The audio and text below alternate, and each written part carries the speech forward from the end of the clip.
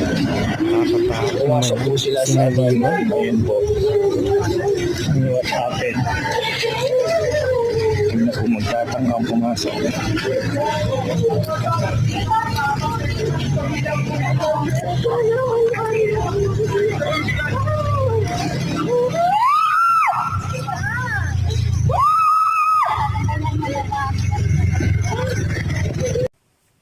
Siguro naman napanood nyo yung video.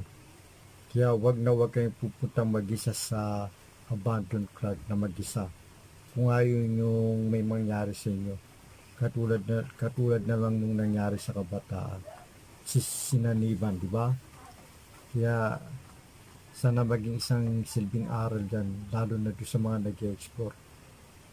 Kaya bago kayo pumunta doon, magdasal muna. Okay, yun lang.